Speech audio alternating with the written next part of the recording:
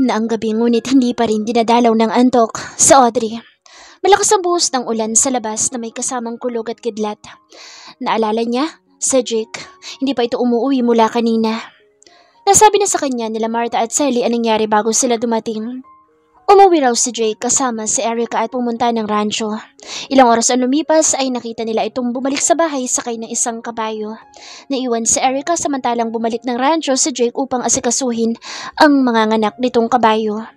Wala daw noon si Mang Ernesto dahil kasama nito nagpa-check up ang buntis na asawa at si Boyet na kasakasama nila sa pamamalengke. Kaya ito raw ang tinawagan nila nang malamang manganganak ng isang kabayo nito. Nagtaka nga lang sila nang makitang kasama nito ang dating nobya nang magbalik sa bahay. Tumagilid ng higa si Audrey para sa night table. Nasaan na kaya yun ngayon? Hindi niya maiwasang mag-alala sa asawa lalo na't masama ang panahon. Seriously, Audrey? Nagagawa mo pa mag-alala sa lalaking iyon matapos lahat-lahat ng nalaman mo? Napabuntong hininga siya at umupo sa kama sa kabinuksan ang lump sa gilid nito. Nagigilty siya sa ginawang pagsampal kay Jake kanina. Ni hindi niya man lang kasi hinayaang magpaliwanag ito at ipinagtabuyan pa niya. Para ano? Maniwala sa mga kasinungalingan niya? Para magamit ka ulit sa mga plano niya? Nila? Napailing siya. Hindi niya dapat hinayaang mahulog sa mga bitag nito ang sarili niya. Pero anong ginawa niya? Tinugunan niya ang mga maiinit nitong halik at umasang gaganti ito ng mainit na damdamin. No, Audrey. Huwag mong hayaang malunod ka sa galit. Hindi ka pinalaki ng magulang mo para magtanim ng sama na loob sa ibang tao. Tandaan mo, ikaw ang sumira sa kanila. Ikaw ang sumira sa kung anong meron sila. Kumbinsin niya sa sarili niya. Pero kahit anong isip niya na magandang dahilan upang huwag masaktan, ay hindi niya magawa. Oo, siya ang pinakasalan pero hindi siya ang minahal ni Jake. So Jake mismo ang nangako ng kasal kay Erica at hindi sa kanya. Hindi lang naman sila makakasal dahil sa papa niya. Pilit niyang binabaliwala ang mga sinasabi at naririnig niya sa mga tao sa kumpanya tuwing pupunta siya roon. Mga matang mapanghusga ang ipinupukol sa kanya pero wala siyang magawa. Ang alam ng lahat ay si Erica ang pakakasalan ni Jake pero heto siya at nakikigulo. Hindi niya naman magawa magalit kay Erica gayong siya sa sarili niya alam niya na siya ang sumira sa samahan ng mga ito. Sumikip ang kanyang dibdib at nagtubig ang kanyang mga mata. Oh, drop these feelings. Nailamos niya ang kabay sa muka. Bakit ba siya nasasaktan ng ganito? Biktima lang din naman siya ng kung sino kung bakit nagkakanda gulo-gulo ang lahat. Hindi niya man lang magawang depensahan ang sarili niya sa lahat dahil siya ang nagmumukhang masama sa mata ng mga ito.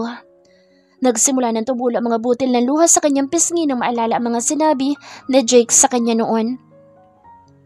I couldn't believe myself making love with another woman when she's not even my girlfriend. Why? Do you think I agree with this marriage? I myself hate this idea. Mababakas talaga sa tinig nito ang galit at pagkamuhi habang sinasambit ang mga katagang iyon. But why he wants to explain to her what Erica said earlier. She saw in his eyes that there is sadness at the same time worriness habang nakatitig ito sa kanya. What are you up to, Jake? Tanong niya sa isip. Naputol ang pagmumuni-muni niya nang makarinig ng ugong ng sasakyan sa labas. Tumayo siya at hinawi ang kortina sa bintana. Kotse iyon ni Jake. Agad niyang kinuha ang roba na nakasabit sa cabinet saka isinuot ang tsinelas saka dali-daling bumaba. Nasa hagdanan pa lamang siya nang bumukas ang pinto at inuluwa ang basang-basang sa Jake. Mabilis siyang bumaba ng hagdan at nilapitan nito.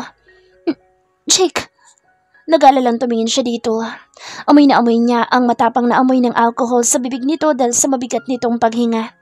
Isinara niya ang pinto at inilalayan si Jake. Saan ka ba galing? Basang-basa ka. Tinanggal niya ang jacket na suot nito. I'm so sorry, love. Bigla siya nitong niyakap. Lahat ata ng bigat nito ay napasa kanya ng muntika na itong matumba. I'm so sorry. Isunubsob nito ang mukha sa kanyang leeg at mahigpit siyang niyakap. It's okay. Nag-aalangan siyang yumakap pabalik at hindi alintana ang pagkabasa ng kasuotan dahil sa basa nitong katawan. I will prove to you that Erica was wrong. Hinawakan ni Jake ang magkabila niyang balikat at matama na tumingin sa kanyang mata.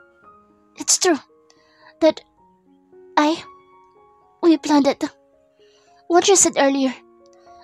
But I already made things clear between us. It's okay, Jake. I understand you and Erica. Tatanggalin niya na sana ang mga kamay ni Jake sa kanyang balikat nang mas higpitan palalo nito ang pagkakahawak sa kanya. No! Madiin itong sabi habang nakatitig pa rin sa kanya. We're done, Audrey. Seryosong wika nito. What do you mean? Naguguluhan niyang tanong kay Jake. We're done because I chose you. I chose not to hurt you again. Nakatitig lang siya kay Jake. Hindi niya lubos maisip na sinasabi iyon ni Jake sa kanya ng harapan. Why? Why did you do that? I want to make it with you, Mrs. Audrey Atienza Sandoval. Nagunahan tumulo ang mga luha ni Audrey sa narinig. Totoo ba ito? Hindi siya makapaniwalang si Jake ay... Hinawakan siya ni Jake sa kanyang pisngi at hinapit papalapit dito. Titig na titig sila sa isa't isa. Dumako ang mga mata ni Jake sa kanyang labi at unti-unting yumuko. Pipikit na sana si Audrey nang bigla itong nawala ng malay na agad niya namang sinalo. Jake! Jake! Tapik niya sa likod habang pilit na itinatayo ang mabigat nitong katawan. Martha? Sally! Tawag niya sa dalawang katiwala. Senyorito! Agad na lumapit ang mga ito at tinulungan siya. Tulungan niyo ako may akyat siya sa taas. Tubong ang mga ito at inakay ang walang malay na lalaki. Nang maihiga, si Jake sa kama ay agad niyang sinapuan noon nito. Naku! Anya na maramdamang mainit ito. Senyorita, gusto niyo bang tumawag kami ng ambulansya? Tanong ni Sally. Hindi na. Ikuha niyo na lang ako ng planggana at malamig na tubig. Ngiti niya sa mga ito. Sige po, tawagin niyo na lang po kami kung may kailangan pa po kayo. Saan ni Martha at lumabas ng kwarto kasama si Sally. Nang maihatid ang pinakuha niya, ay isa-isa na niyang tinanggal ang basang suot ni Jake. Una niyang hinubad ang sapatos nito at kumuha ng towel sa drawer. Sunod niyang hinubad ang polo at tinampian ang laag nito ng basang bimpo. Nung una ay winawaksin nito ang kamay niyang may hawak ng bimpo ngunit nang matinigan siya nito ay nagpaubaya na ito sa kanya. Sunod niyang tinanggal ang basa nitong pants. Napalunok si Audrey nang makita ang nakaumbok sa gitnang bahagi ng katawan nito na may saplot pa. Nahihiya ka pa eh. Ilang beses mo nang natikman ang kamandag niyan. Ani ng kanyang isipan. Naipilig niya ang ulo. Gaga ka, Audrey. Umayos ka nga. Kitang may sakit na yung tao, inaisipan mo pang kalaswan at kahiligan mo. Pagalit niya sa sarili. Kinuha niya ang kumot sa gilid at tinakpan ang bahaging iyon. Dahan-dahan niyang hinila iyon ng pababa at tuluyang tinanggal. Binihisan niya ito ng bagong damit matapos punasan ang katawan. Nilagyan niya ang noon nito ng basang towel saka kinulekta ang mga basang damit at inilagay sa basket. Inayos niya ang kumot nito at kinuha ang mga ginamit upang ibalik. Nang biglang may kamay na pumigil sa kanya. Don't go. May hinang anas ni Jake. I won't. Ibabalik ko lang ito at kukuha ng gamot mo. Muli siya nitong pinigilan. Don't go. Stay here. Nagmulat ito ng mata at tumingin sa kanya. Napabuntong hininga siya at inilapag ang hawak sa night table. Umupo siya sa gilid ng kama. Ipinikit na ni Jake ang mga mata nito habang hawak pa rin ang kanyang kamay. Hindi ko alam kung maniniwala ba ako sa mga sinasabi mo, Jake. Natatakot ako sumugal ulit dahil ayoko masaktan. Pero hindi ko may papangako sa sarili ko na iwasang mahalin ka. Dahil alam kong hindi ko kayang pigilin iyon. Anya sa sarili at pinakatitigan ng natutulog na asawa. Ilang minutong nasa ganoon siyang posisyon habang tinititigan si Jake. Hanggang sa hindi na niya namalayan na nakatulog na din siya at hindi pa rin binibitawan ang kamay ng isa't isa. Nagising si Jake ng umagang iyon at ramdam ang pananakit ng buong katawan. Matapos kasi ang nangyari kahapon ay tinawagan niya si Victor upang makipag-inuman.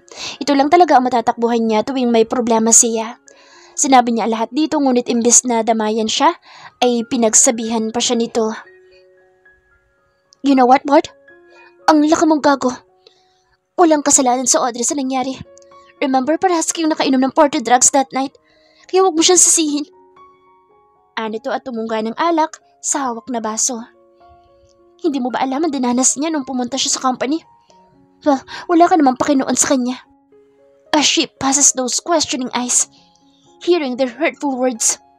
She just silently walks and accepts it all. I asked her on the elevator why she didn't defend herself to them. She just smiled at me and said, "What for, Victor? Para dagdagan ng panghuhusga nila sa akin?" Okay lang naman sa akin yun dahil alam ko na mga kuha nagkamali. Pasasaan pa, ang pagdedepensa ko sa sarili ko gayong ang alam ng lahat. Ako ang mali. Seryosong tumingin si Victor sa kanya. See, man? She knows to herself she's also a victim pero mag-isa siya lumalaban. And where are you at that time? Audrey is too good to be hurt by someone. Jake, at sana'y maisip mo yun. Tapik nito sa kanyang balikat. Erica welcomed him by kissing him on his lips but he refused. Nagtataka naman itong tumingin sa kanya at hinaplos ang kanyang pisngi. What's wrong, baby? Mapang-akit na tanong sa kanya nito at tatanggalin na sana nito ang botones ng kanyang polo ngunit pinigilan niya ito. Erica, I can't do this anymore. What are you saying? Maayos naman tayo kanina sa rancho ah. It's because of Audrey, right? Kurutong tanong nito sa kanya. I'm breaking up with you. Diretsong sabi niya. Malakas siyang sinampal ni Erica matapos marinig ang sinabi niya. You're such an asshole, Jake. Para hiwalayin ako para lang sa babaeng yun. I know. Sisiguraduhin ko magiging piano ang pagsasama niyo. Muli sana siya nitong sasampalin nang hulihin niya ang kamay nito. Try me, Erica. Kilala mo ako magalit. Mas masahol pa ako sa demonyo. May pagbabantaan niyang wika dito at umalis. Narinig niya itong nagsisisigaw at nagwawala sa galit. 9:00 na ng gabi at malakas ang buhos ng ulan. Tinatahak niya na andaan pa uwi nang maisip sa Audrey. For sure galit pa rin ito sa kanya dahil sa nalaman at wala siyang lakas na loob para humingi ng tawad at suyuin ito. What the hell, man? Ano ka, teenager? Napatawa siya sa naisip. Ngayon lang siya nagkaganito dahil sa babae.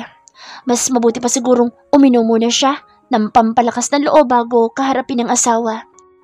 As the time passes by, hindi na malaya ni Jake na napasarap siya sa pag-iinom.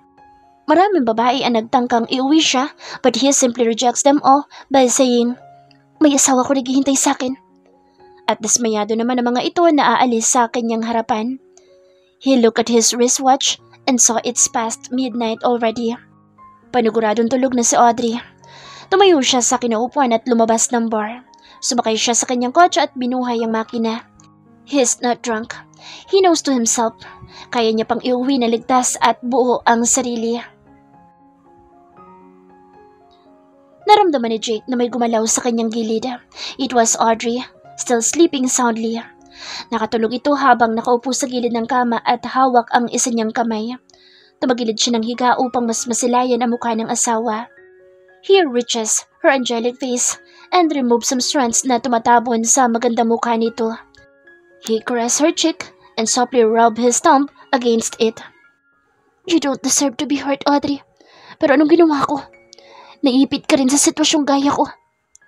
Sisi niya sa sarili. Gumalaw ito at unti-unting nagmulat. Naramdaman ni Audrey na may humahaplos sa kanyang pisngi. Nagmulat siya ng mata at agad na nagtama ang mata nila ni Jake. Kanina ka pa ba gising? Anyat nagunat. No, kagigising ko lang din. Pagsasinungalin ni Jake.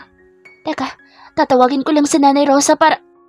Tatayo na sana si Audrey nang bigla siyang hilahin ni Jake pahiga sa tabi nito. Siniksik nito ang mukha sa kanyang leeg at mahigpit siyang niyakap. Hey, ano ka ba? Saway niya rito nang ipadaos-dos dito ang matangos nitong ilong sa kanyang leeg. Di pa ako naliligo. May pawis pa ako. Imporma niya at pilit inilalayo ang sarili kay Jake. I don't care. Patuloy nito at masinigpitan pa ang pagkakayakap sa kanya. Wala nang nagawa sa Audrey dahil kahit anong tulak niya dito ay mas lalong hinahapit lamang siya nito palapit dito. Sinapon niya ang noon nito gamit ang isang kamay. Mabuti naman at bumaba na lagnat mo. Hindi ko tulad kagabi. Para kang pinakulo ang tubig. Magaling atang nurse ko. Anito at hinalikan siya sa leeg. Sus, nambola ka pa. I'm not. Magaling naman talagang mag-alagang asawa ko. Wika nito at mabilis na pumatong sa kanya. Asawa ko. Ulit niya sa isipan. Kaya sarap sa pandinig na ulit-ulitin. Totoo na kaya ito?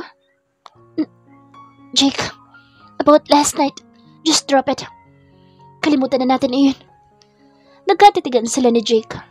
He again caressed her cheeks and whispered through her ears, "You are so precious, Audrey." Then, he reaches for her lips. Tumutugon siya sa halik nito at kinawit ang dalawang kamay sa leeg ni Jake. Ipinasok ni Jake ang isang kamay nito sa kanyang damit at hinanap ang hook ng kanyang bra. Pinutol nito ang halik at nagtatakan tumingin sa kanya. "You're not wearing a bra, huh?" "Yeah. We girls usually do that, especially at night, para naman makapagpahinga kami at makatulog na maayos. Kung iniisip mong gagabi-gabihin mo ako, maghunos dili ka, Jake. Hindi lang ikaw napapagod." Paggalit niya dito, pero imbes na tumigil ito ay tumawa pa ito ng malakas at muli siyang hinalikan sa labi. Tuluyang hinubad ni Jake ang damit ni Audrey. Gayon din ang sa kanya, saka ipinagpatuloy ang ginagawa. Matapos ang mainit na tagpo sa pagitan nila, parehas na nahapong tumingin sila sa isa't isa. Ibinaba siya ni Jake at ipinagdikit ang kanilang noo. Seryoso siya nitong tinitigan sa mata at nagwika, "Like what I've said last night, I'd like to make it with you, Audrey." Hinalikan siya ni Jake sa noo at pumikit. "I'm giving you another chance to prove it, Jake." Tugon niya dito na ikinadilat nito ng mata at ngumiti. "Oh, Audrey." At muli siyang hinalikan nito sa labi. Lumipas ang 2 buwan at naging maayos at maganda ang kanilang pagsasama. Natanggap na ni Audrey ang lahat at naiintindihan niya ang nagawa ni Jake sa kanya noon. Nais lang naman nito ay malaman ang mga taong gusto sumira sa kumpanya at sa pamilya nila. Maaaring ang mga ito rin ang nagplano ng hindi natuloy na kasal ng dating nobya at ni Jake. Hindi na rin nila nakita pang muli si Erica sa mula noon. Nais mang kausapin ni Audrey ito ay wala na siyang komunikasyon sa kaibigan. Kasalukuyang naghahanda sa Audrey ng umagahan. Katulong sila Nanay Rosa sa kusina. 5:00 pa lamang ng umaga ngunit gusto niya ipagluto ang asawang papasok sa trabaho. Kung tutuusin ay natural na sa kanya iyon dahil araw-araw niya na rin iyong ginagawa. "Anak, ako nang bahala na maghain dito. Tawagin mo na si Jake na makapag-almusal na kayo." Ani Nanay Rosa at inagaw sa kanyang hawak na sandok.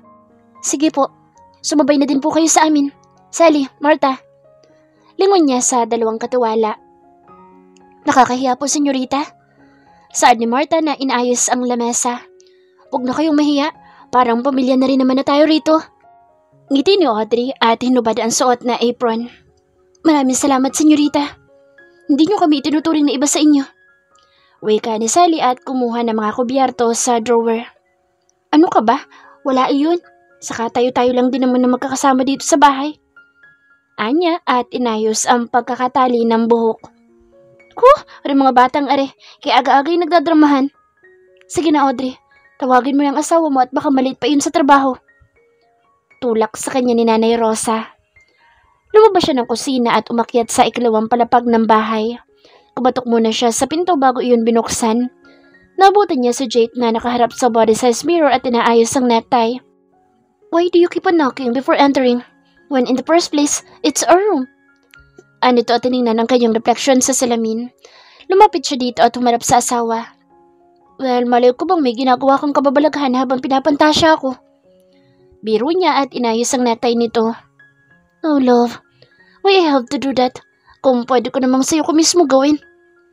Anito at hinapit siya sa bewang palapit dito. "Maybe, by next 3 months, ay matatapos na ang bahay at pwede na tayong makalipat doon. Pwede na rin tayong bumuo ng mga Lil Audrey and Lil Jake." Inilapat niya ang 2 palad sa matitipuno nitong dibdib at nagangat ng tingin. May nakakalokong ngiti itong nakapaskil sa labi. Hinawakan ni Jake ang kanyang pisngi at gagawaran na sana ng halik nang biglang bumukas ang pinto. "Tama na yan labing-labing niyo dyan.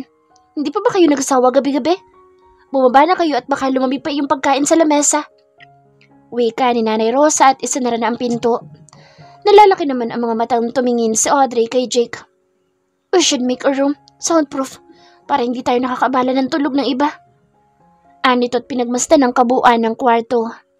Hinampas niya ito sa dibdib na ikinalingon naman ng huli. "Ay naku, halika na nga. kung ano-ano pang naiisip mo dyan. Anya at umirab saka hinila ito sa isang kamay. What? I'm just suggesting. Well, tama naman na. Natigilan ito sa pagsalita nang biglang tumingkayad si Audrey at halikan ito ng mabilis sa labi. Kakain na. Anya at naglakada. Ngunit bago pa man nakalabas ng kwarto si Audrey, ay muli siyang hinila ni Jake at sinakop ang kanyang labi. Ikinawit ni Audrey ang dalawang kamay sa leeg ni Jake samantalang ang mga kamay nito ay pumulupod sa kanyang bewang upang hapitin panglalo siya palapit dito. Kayo dyan sa itaas. Bababa ba kayo o maglalampungan na lang dyan? Napatigil sila nang muling marinig ang boses ni Nanay Rosa mula sa ibaba. You know what? I can stay here longer if you want. Ewan ko sa'yo. Halika na. Hila ni Audrey sa asawa. But, tigil nito. Muli siyang humarap dito. Kakain na. Pinal niyang sabi at muling hinila ito.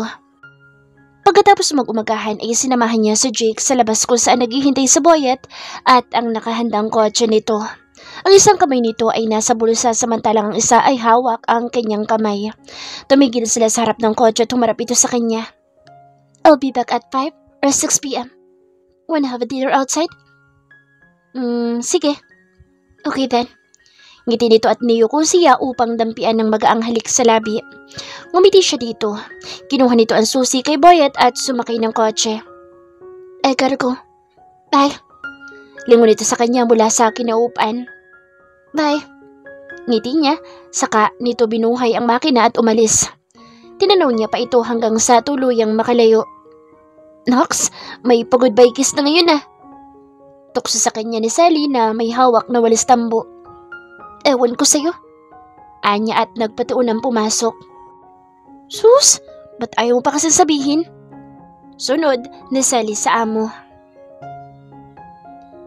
Kasalukuyang nasa meeting si Jay kasama ang mga board of directors ng company para sa bagong launch ng new business ng kumpanya.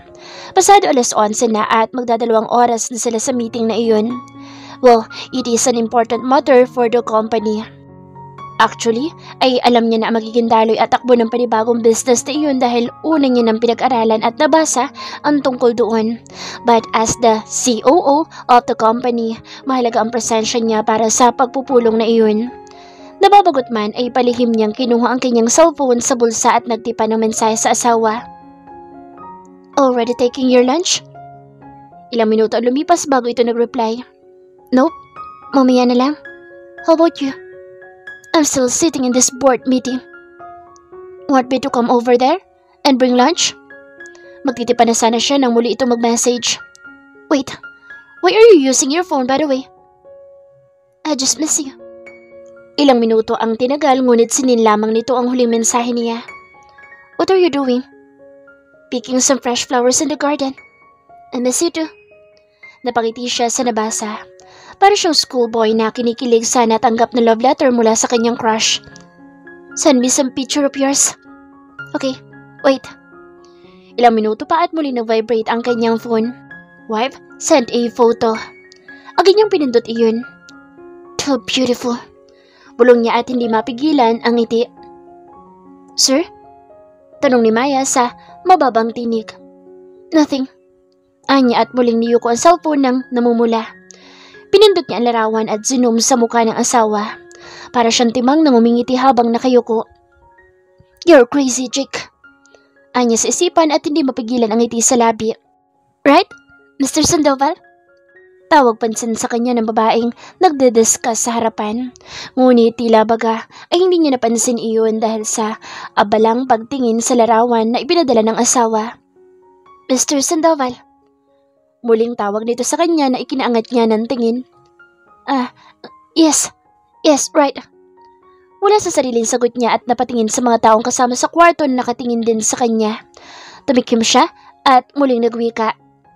Continue. Umayo siya ng pagkakaupo at ibinalik sa bulsa ang phone na hawak. Napadako ang tingin niya sa kabilang side na mesa kung saan prenteng nakaupo ang lalaking may blonde na buhok at asul na mata. Inaayos na Audrey ang pagkaing niluto niya at isinilid sa isang Tupperware. Dadalhin niya ito sa opisina ng asawa. Audrey, saan ang lakad mo? Tanong ni Nanay Rosa nang mapadaan sa kusina. Dadalhan ko po si Jake ng lunch sa opisina niya. Anya at inilagay sa paper bag ang mga Tupperware na naglalaman ng mga ulam at kanin. Gusto mo samahan na kita? Naku, hindi na po. Magpapahatid na lang po ako kay Boy at pupunta roon. Wilson took his phone on the table and checked for the time. 12:00 na ng tanghali nang matapos ang meeting nila. Nakita niya nakikipag-usap at kamay si Jake sa ibang ka-meeting. Lumabas siya ng silid at tinungo ang elevator. He pushed the down button and wait. Maya-maya pa ay bumukas ang bagon at inuluwa noon ang isang babaeng naka-blue dress at nakalugay ang maalon-alon na buhok. She's wearing a simple dress and not wearing any kind of makeup, but she looks like a model in a woman's magazine. Wilson? Hindi makapaniwalang wika ni Audrey sa kaharap. Audrey! Ngiti niya at ginagap ang isang kamay nito. We met again, senyorita. Anya at hinagkan ang kamay nito. Naglalakad ng palabas ng conference room si Jay kasama ang secretaryong si Maya. What's my next schedule? Lingon niya dito. Binuksan nito ang hawak na tablet. You have a meeting with Mr. Tanab Shanyang, conglomerate. Hindi na niya iniintindihan sa sabi ng secretary ng mapako ang kanyang tingin sa dalawang tao na nasa harap ng elevator. Hawak ni Wilson ang kamay ni Audrey at hinagkan iyon na lalaki. Tila nagdilim ang kanyang paningin at mabilis na tinungo ang kinatatayuan ng dalawa. May email pong ipinadala ang Eurotega Wineries. Sir? Lingon ni Maya sa tabi ngunit wala na ang amo. Lumangon siya at nakitang mabilis ito naglakad pauna sa kanya. Hawak pa rin ni Wilson ang kamay ni Audrey habang nakangiti itong nakatingin sa kanya.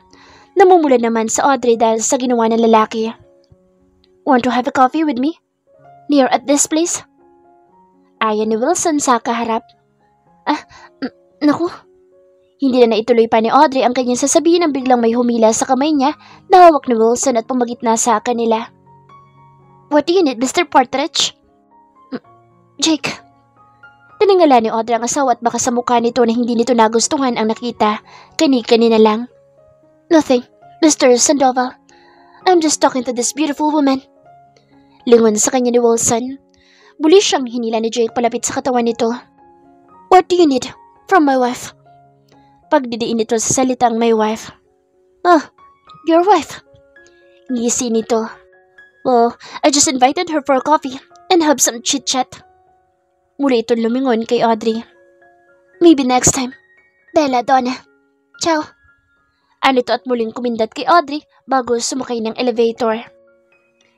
Hindi pa rin inaalis ni Jake ang tingin kay Wilson na nakangisi sa kanya hanggang sa sumara ang bagon. Pagkasara ng elevator ay agad na hinila ni Jake si Audrey. Ang mga kamay nito ay mahigpit na nakahawak sa isang kamay ni Audrey na nagpadala naman kahit na nasasaktan sa mahigpit itong pagkakayakap. Jake! Teka! Kumapit sa Audrey sa kamay nitong nakahawak na mahigpit sa kanya. Sir, nasasaktan niyo na po si Ma'am Audrey. Habol ni Maya sa dalawa. Ngunit tila walang narinig si Jake at dire-diretsong lumakad habang hila si Audrey papasok sa opisina niya. Hindi na sumunod pa si Maya sa kanila at iwan sa harap ng pintuan. Tumigil ito na makapasok sila sa opisina. Nakatalikod pa rin ito sa kanya at hindi pa rin binibitawan ang kamay ni Audrey. Lumapit siya sa likod ni Jake at hinawakan nito sa braso. Jake! Nagulat si Audrey nang bigla siyang iharap nito at itinukod ang dalawang kamay sa mesa at pinagitnaan siya. Matama nito nakatitig sa kanya at nagtatagis ang bagang. Wash your hands! Naguguluhan si Audrey na tumingin dito. Ha? Marahas itong pumikit at nagpakawala ng buntong hininga. I said, wash your hands. May alcohol at sanitizer sa tabi ng CR. Hindi mapigilang mapatawa ni Audrey. Hindi niya akalaing ganito ang magiging reaksyon ng asawa matapos ang nakita. Why are you laughing? Kurutong tanong nito kay Audrey. Seriously, Jake? Ganyan talagang iakto mo matapos lang hawakan ni Wilson ng kamay ko? Pigil tawa na wika ni Audrey. He? Not just hold your hand. He even planted a kiss in it. Mali ko bang may kung anong microbial laway nun? Mamaya mahawaan ka pa. Go, wash it. Anito at namumulang umalis sa kanyang harapan. Natatawa naman pumasok si Audrey sa CR at sinunod ang utos ng asawa. Pagkalabas niya ay nakasandig na ito sa gilid ng mesa at may kausap sa telepono. Tinapunan siya nito ng tingin at muling bumalik sa kausap. Lumapit si Audrey sa isang table kung saan nakapatong ang alcohol at sanitizer. Naramdaman niyang niyakap siya ni Jake mula sa kanyang likod at ipinatong ang baba sa kanyang balikat. Hindi ka nagalit? Tanong ni Audrey saka pinahidan ang kamay ng sanitizer. Ay, pero ayoko saktan ka.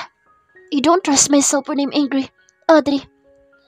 Anito at inilublob ang mukha sa kanyang leeg. Hindi mapigilang mapaungol ni Audrey nang halik-halikan ni Jake ang kanyang leeg. May kung anong kuryente ang dumaloy sa kanyang katawan dahil sa mga halik nito.